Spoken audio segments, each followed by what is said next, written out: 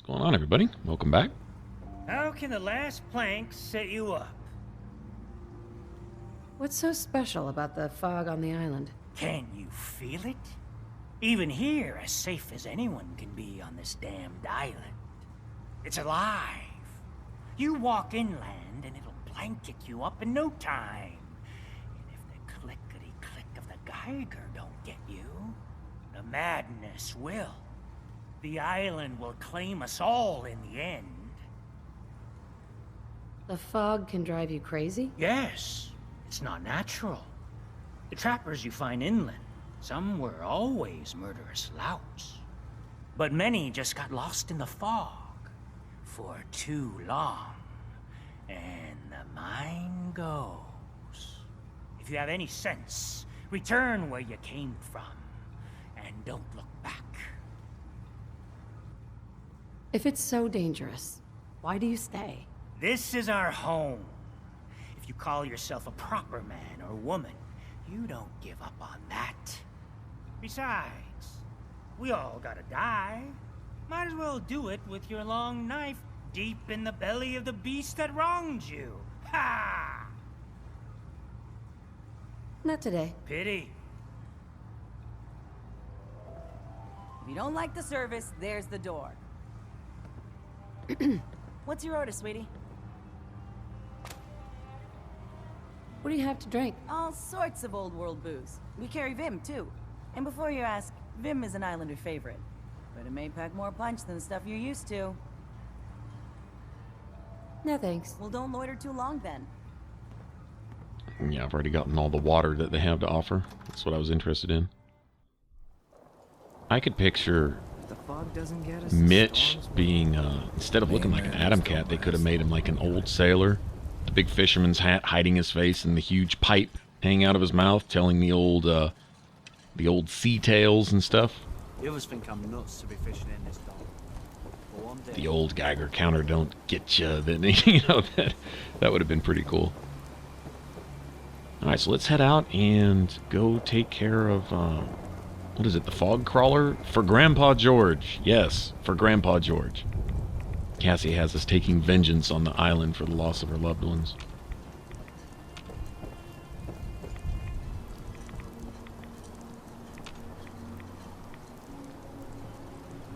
I love this. This just looks right. Those, I'm hoping those are whales and not something else.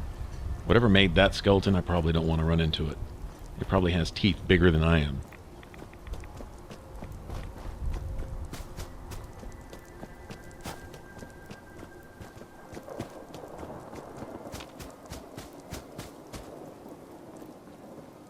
I'm kind of hoping that wherever the synths are taking refuge kind of becomes a base of operations also. I'm thinking, now I don't know if it'll work out this way, but I'm hoping that maybe we can do things for the people here and get things squared away at this settlement, and then follow the old man to wherever the synths are to go find Kasumi and see what her story is, and then maybe do some quests for the synths there. I'm sure somebody will need something done. That's usually how it goes in these games, right? And then go on from there. I'm not sure about dealing with the Children of Adam as far as that goes. The terrorists in my book, it's pretty cut and dry with me. Dealing with them is going to involve more of a gun than anything else, I would think, but I don't know. Maybe for the sake of the story we'll hear their side of it, although they don't really have much to say that I probably want to hear.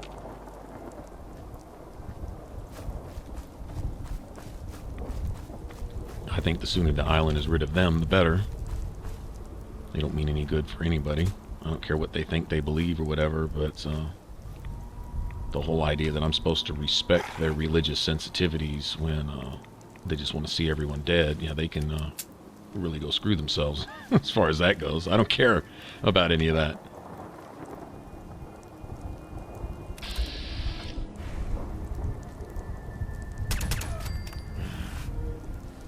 You like that? Alright, dog me, let's go take care of some trappers.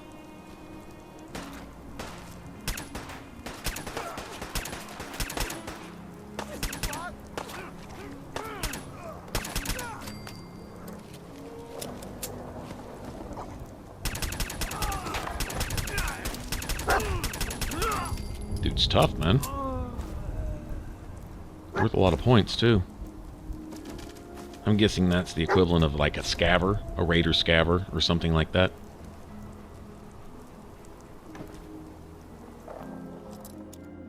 I wonder what the trappers that count the same as a raider survivalist would be called. Yes. Because those were the badasses. Those were the ones that could one-shot you, usually, and could take a lot of damage.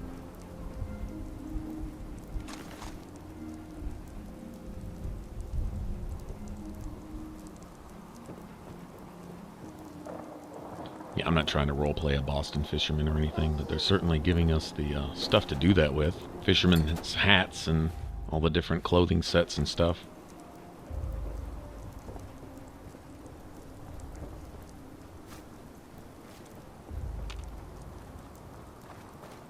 Yeah, looking like a walking lobster trap. I don't know, that doesn't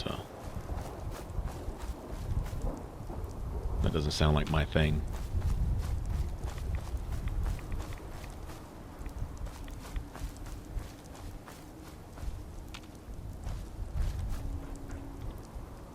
Free set of power armor, huh? I'm not using it. I'm sure if I was using power armor, though, that fusion core would come in handy.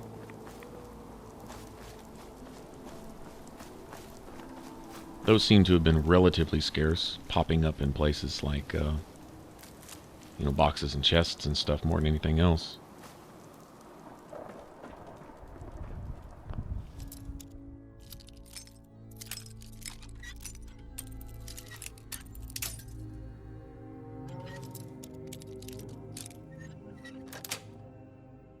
That's it.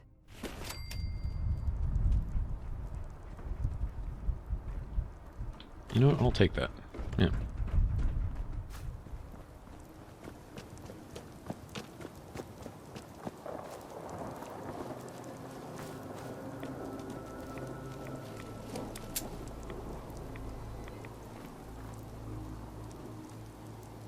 One thing that had been, one of many things that have been pleasant surprises with this DLC is the number of areas to explore and discover.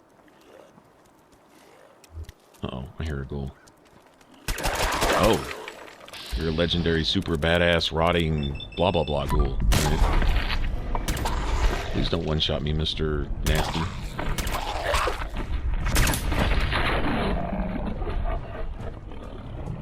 Alright, now drop the good stuff. Hardened combat sniper rifle. Okay. Garden gnome. Gotta have one of those. That brings back the Fallout 3 feels. Garden gnomes were just a thing. I don't know what it was about those things. Seems like I remember a miniature garden gnomes set up on a chessboard in a raider camp or something. Is that right? Miniature garden gnomes, little tiny ones, being used as chess pieces. It just seems like I found something. One of the satellite arrays up in the north end of Fallout 3. Does that sound right? Oh, man.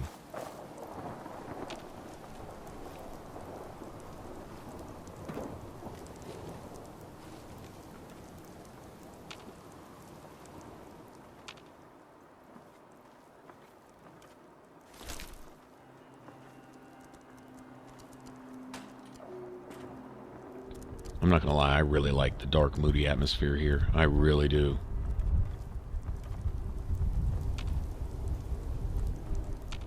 This is really how I picture it to be. They're able to throw more details into the environment, but aside from that, this is a lot. You know, it's a whole different scenario than downtown DC was in Fallout 3, but it's the same type of busy living world. Well, I mean, it's dead because it's been nuked, right? But still, there's stuff going on here. You can see what was.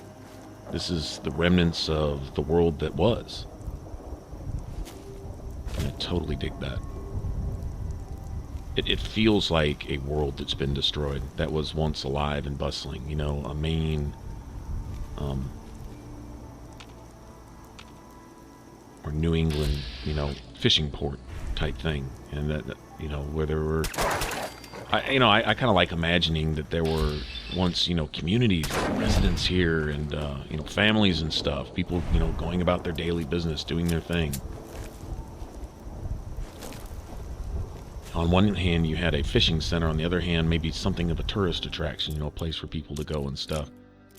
We found national parks and stuff where people would come and picnic and things like that. And I can picture what was, and then you see what is, and all that's left behind is this irradiated waste. And that whole effect is something they did really, really well in Fallout 3, and I'm getting the same vibe here. Like I say, completely different environment, but the same vibe.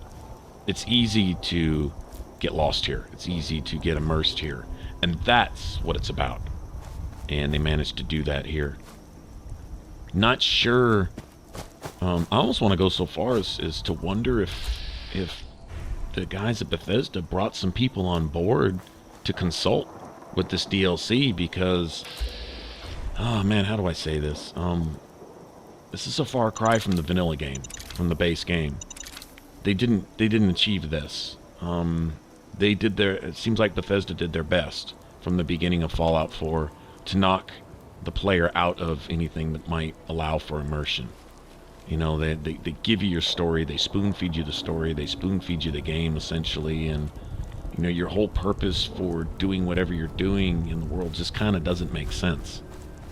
You're the mother who's more worried about, or the father who's more worried about going and finding razor grain and some mute fruit than finding your own child. It's or else you ignore a huge part of the game. The building and the settlements and stuff like that. All that makes up a huge part of the gameplay. And to work that in requires the player to do a lot of mental workaround to justify your actions in not going and doing your one primary thing. For every moment I don't spend looking for my child, I spend feeling guilty just playing the game. And I shouldn't have that conflict there.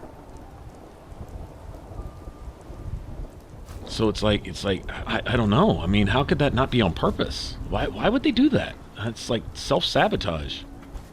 What they did, I'm just saying, there's so many different scenarios they could have started the game with that would have just fit. I came up with one in a previous video. With my simple mind, I came up with something that I felt would work. It would work for me. And knowing these guys here with their experience and stuff, and I just have to wonder if maybe the brain trust that was responsible for the magnificence that is previous Bethesda games was that they just left. They went to go work with other companies. I know developers within the gaming industry move around. I mean, they shuffle all over the place daily. I know this, right? But it kind of feels like they brought in, a bunch of people that used to work on Halo and Call of Duty, and all the people that do games more like, Oblivion, Fallout 3, the people with the mind for games like, Dragon Age, Mass Effect, that style of immersive gameplay. It's like they all left. It's like they all went missing for Fallout 4, and then maybe some of them came back for the DLC. I mean, that's kind of how it feels. I wonder, I'll never get a peek behind the scenes of Bethesda to see what's going on, but from a player's perspective, I'm just speaking my mind from my perspective, how I take this, because this stuff's important to me. I mean, I really like my RPGs, like, a lot. And the sense, the vibe, the overall feel, the ambience, the immersion, the immersive quality or whatever of these games, that's really what it's all about with me. And if I'm getting that now, I'm wondering why I wasn't before. Like, why did you throw all that shit out the window and do the opposite, seemingly on purpose, with the main game that we were so hyped for? I know I was more hyped for Fallout 4 than I've been for any game maybe ever. I mean, honestly, because it's just, we waited extra long, and we were thinking it was going to be extra great. And in the reveal, they showed some really new stuff, and I'm like, if you haven't lost Fallout, but you've added all this cool shit, you keep a Fallout game at its base, a Fallout game, and then throw in the building and the wonderful combat mechanics, the shooting and all that stuff, then great. But they took out things. It wasn't just some of the base weapons that I associate with Fallout, the 10mm SMG, for example. That's still a sore point with me. If they don't bring that back in Nuka World and allow me to play the game with my favorite guns, or allow me to build something like the Infiltrator or something, which I was hoping for with the combat rifle, Where, you know, the assault rifle's too big and bulky. It doesn't have that same feel of a kind of a mid gun between an assault rifle and an SMG, which is what the Perforator was. My favorite gun from Fallout 3. Favorite gun from Fallout New Vegas was Sleepy Time, which was a silenced 10mm submachine gun. And all I really wanted was Sleepy Time with a red dot. You know, with whatever you call it, a you know, tactical sight or whatever. That's all I really ever wanted in life. That would honestly have been the gun I started and always finished with. I would have built around that gun, you know, and even if the gun sucked, I wouldn't care because I would have fun using it. That would be my signature weapon, you know, and it was not to be. I'm really, really hoping they give us that in Nuka World. They bring back some of the things that they scrapped. Because, I mean, this whole new look, the pipe weapons and things, okay, it seems like somebody had an idea, and it was somebody important enough that, you know, everybody was afraid of being, you know, politically incorrect and telling this guy that maybe that's not a good idea. Somebody in the Bethesda offices, and so you see stuff happening. Or, you know, some guy's got a girlfriend who's trying to get in her pants, right? And he's an executive at Bethesda. And so she suggests something, and if he doesn't go along with it, then he's not going to get any type of thing. I don't mean to be crude, but I'm saying office politics and the stuff that goes on behind the scenes that make things happen that shouldn't happen, that pervert and pollute and corrupt things that are good, solid at their base. You know, it's hard to mess up Fallout, and they managed to kind of do it in a lot of ways with the original. I mean, I'm just saying, you know, I know there's Fallout 4 huge fans of it out there. I'm guessing there are. You know, I like it, enjoying it. This DLC I'm really liking. Now, like I say, this is taking me back. That's really kind of the point I'm making, is this is doing it for me. But if you can do it now, why the hell didn't you do this with what mattered, which was the base game? You know, you shouldn't have to add all this icing onto a cake, you know, to try to make it taste good because you forgot the sugar in the original cake mix. And that's, I mean, isn't that really a good analogy? That's kind of what happened. I don't know, for anyone who's kind of seen it like I am, you kind of got to be scratching your heads too, I would think. Like, what the hell? Because these DLCs are, in my opinion, awesome. I'm loving this whole environment here. And, you know, they got the thunderstorms and the rainstorms and the crashing waves on the rocks. And this feels like a cold, forbidding coastline. It really does. After the bombs fell. Seriously affected by the radiation and stuff, you know. And then, of course, you got the fog and the mist and the whole Stephen King thing thrown in there, which is kind of the vibe that I'm getting. And that's really cool. Because leave it to Fallout to throw some quirkiness in there. But you don't go over the top and make quirkiness the fundamental foundation. You throw quirkiness in there to throw in a twist. And that's what makes it good. And they did that here. They kind of had it backwards in the main game also. I don't know. Just... Anyway.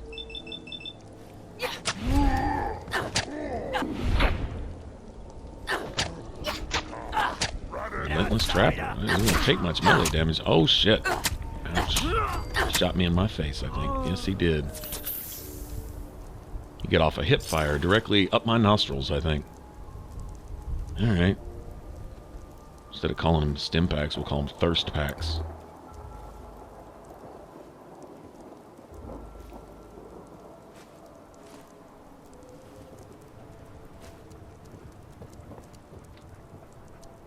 Within a realistic sense, the one thing, I guess the only other thing I'd really ask for is for them to come back in and rebalance survival mode and not make it work mode, chore mode, you know? So one of the viewers called it chore mode. And yeah, that's perfectly fitting. You know, I feel like it's tedious. I feel like it's tasking me to do work. And I want to play, not work. You know? I mean, it's an RPG. I'm already gonna grind. I'm already going to have to, you know, do the footwork to complete quests and stuff like that, right? I get that, but we shouldn't add to the tedium with, you know, eat, drink, sleep, sleep, sleep, eat, drink, and then drink because you slept, because you ate, because you got sick, which made you thirsty again, which made you eat and drink. And so for 15 minutes later, I'm still eating and drinking and filling bottles and making new water and then drinking that water and getting sick from that and, you know, et cetera, et cetera, et cetera. And so 30 minutes later, I still haven't gotten to go out and actually play or explore or do anything, enjoy the game because I'm eating, drinking, eating, drinking, eating. ad infinitum needs to be rebalanced. I didn't have that sense of dread, knowing that as soon as I consume something, I'm fixing to have to work for 10, 15, 20 minutes. Like, I'm going to have to go friggin' mow the lawn every time I want to take a nap. I shouldn't have that. Well, just don't play on survival. Why? Why should I be deprived of what has the potential for an amazing game mode? New Vegas got it. They got it right, for the most part. I'd settle for just that. Even they got some extra stuff in there. I agree with the illness part of it. I like that sickness part of it, but I don't think everything should make you sick, hungry, and thirsty every 30 seconds.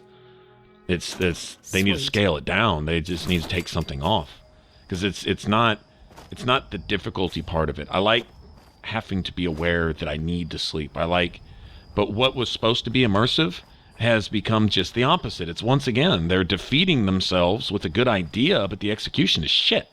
It's absolute complete garbage. Sorry, it just is.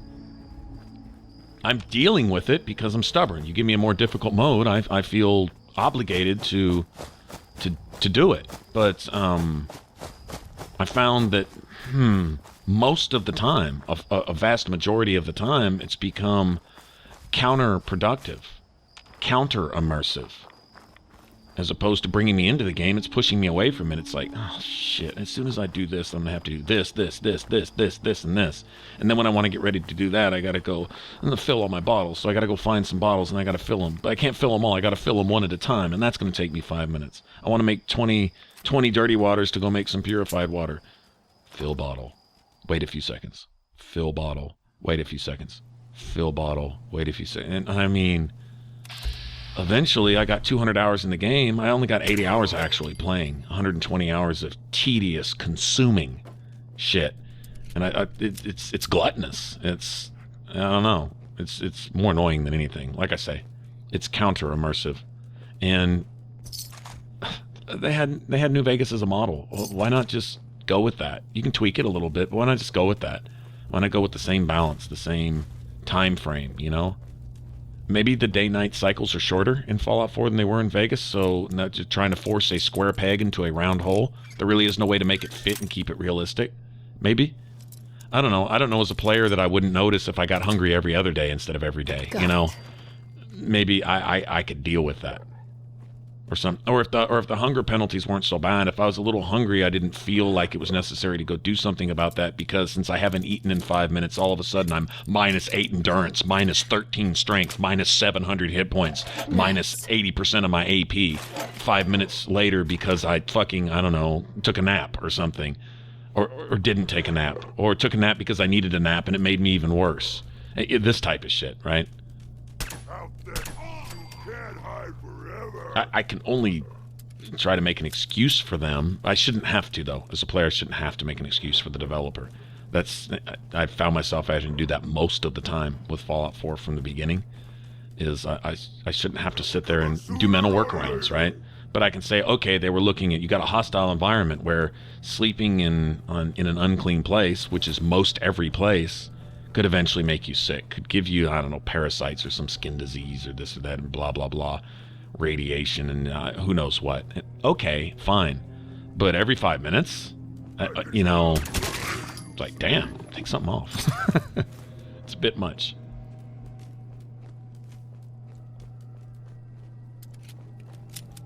Yeah, human. I got a treat. The Super Mutant Primus. I think that's a first for me. Is this something I should dread? Is this worse than an Overlord? Although Overlords here aren't near as bad as they were in Fallout 3. Oh, God, they were bullet sponges in Fallout 3. You were liable to degrade a weapon and go through 50% of your ammo on one Overlord.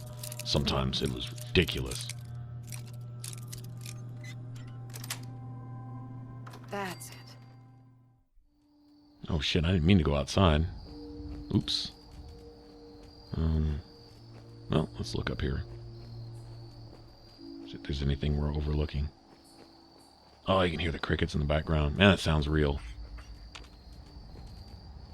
So if it sounds like I'm just bashing, I am kind of bashing on the vanilla game. Actually, I can't help but. I don't want to, because those of you that know that I'm really a big Fallout fanboy as far as that goes.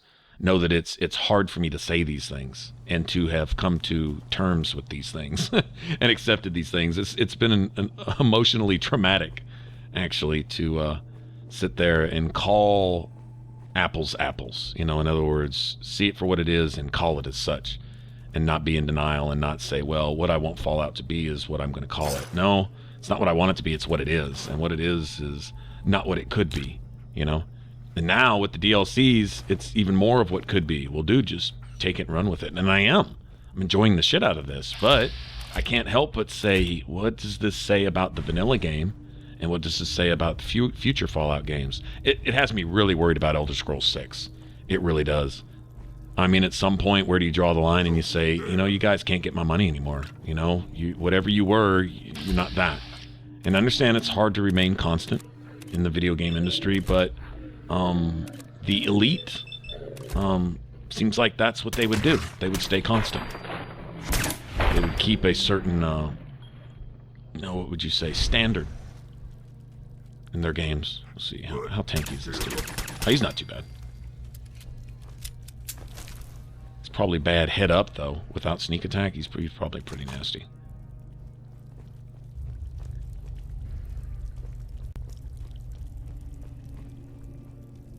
We will see. But I don't want to even be thinking that way. I don't want to be sitting here and thinking, at what point do I finally draw a line and, drop Bethesda off? I have some friends who did that a long time ago. And I think they weren't as enamored with Oblivion and Fallout 3 as I was.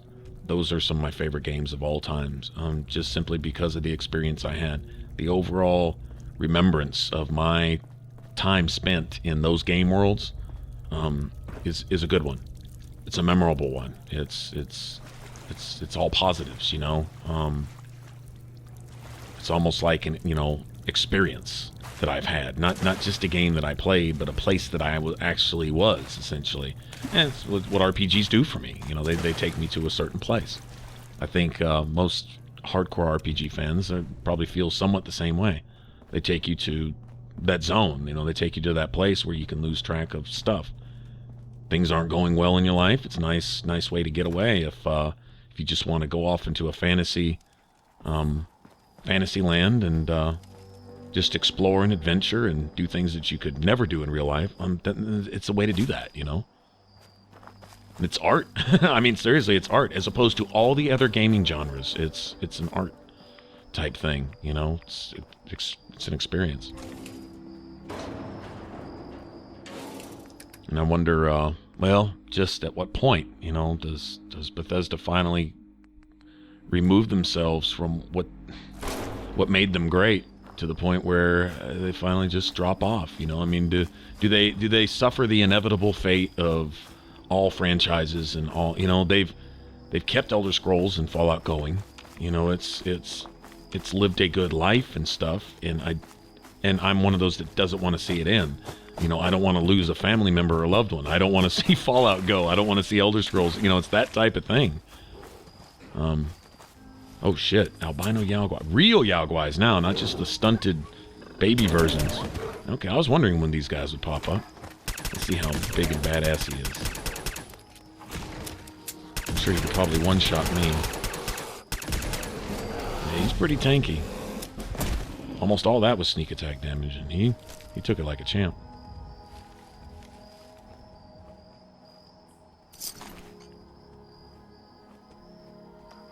But you know, well, I guess we'll just leave that on the shelf and put that on the back burner and let that simmer, all those thoughts there, and hope that they don't come to pass. Hope that there's a 180 and Bethesda does the one thing that most other game developers don't, which is write their shit. Dude, they're making billions off their games. They shouldn't have to write their... Well, you know, that's on us. That's not on Bethesda. That's not due to good quality. That's because of mindless, dumbed-down gamers willing to spend their mama's money on this stuff. And yeah, am I including myself in that? Absolutely. Absolutely. Mindless, dumbed-down gamer just wanting something that's maybe not there, you know? Wow, that's harsh. Okay, I'll apply it to myself. True enough. And when do I learn my lesson? Man, I really want to do some building here. You know what I'm going to do? this is probably going to get washed out of the environment in a day or two before I ever get back around here to where I can build here. I'm assuming I can. There wouldn't be a workbench there if I couldn't. Anyone who's already been through the DLC already knows what's up, but I don't. This is all blind, so I'm just going to stash this shit here, and if I lose it all, it's not like there's not more junk to go get. But if I can keep it, then it's just a couple steps from the workbench, and I can just have this. And if I find another place to build and I'm loaded down, I'm probably going to do the same thing. I think I'm going to keep that sniper rifle and go sell it, though. If I'm not using the weapon, it's getting sold. I don't care if it's a unique collector's type thing or not. This isn't the character that I'm saving all the unique stuff for just to say I have it. Not like I'm ever going to go back and look at it again. I don't know about you guys, but if I find something that's unique, one of a kind, I almost have to have it and store it somewhere just to say I've got it. Right? Anyway, sprinted back to town. I guess we're pretty much done. Go ahead and give Cassie the good news that we've avenged Grandpa George. Torn apart by a fog crawler. The island hasn't got a shred of decency. Grandpa George can rest in peace. The fog crawler is dead. Wonderful. That's another chapter successfully concluded.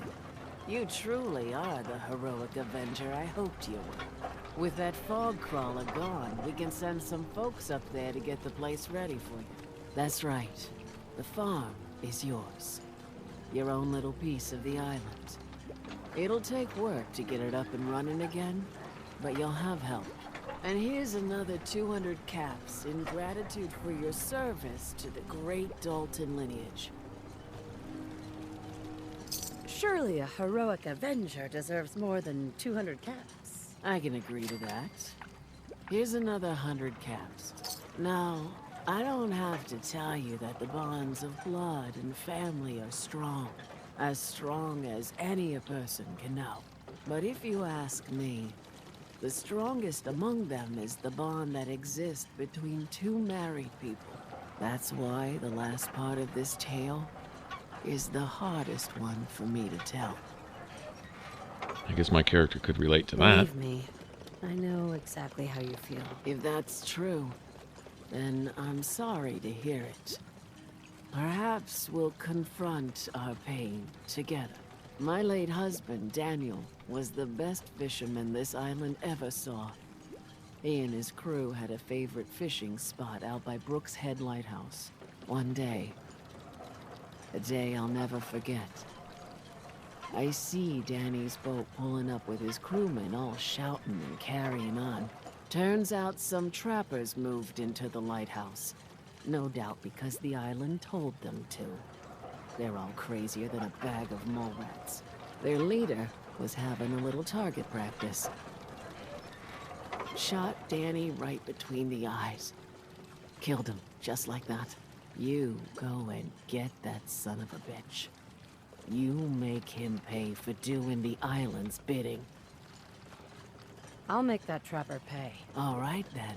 Remember, trappers may be half crazy from the fog, but they still know how to use a gun. What if there's something to this fog being scientifically engineered somehow to Mrs. have an Dalton? effect? You take your time killing that trapper. Make it hurt. The way I've been hurting since I lost my Daniel. Everywhere she's sent us, the enemies she's sent us after, they've been there. True enough. What is this? A Mirelurk and a... Are they cooking him, or are they storing him? Is this like a pet? I don't know. Guess I'll get an answer to that someday. Alright, thanks for watching. Thanks for listening to the rant. If you want to subscribe, click that button up top. That'd be awesome. If you want to catch the rest of the Fallout 4 playthrough, you can click that image in the middle. It should send you straight to the playlist. Y'all take care, and I'll see you in the next one. Bye-bye.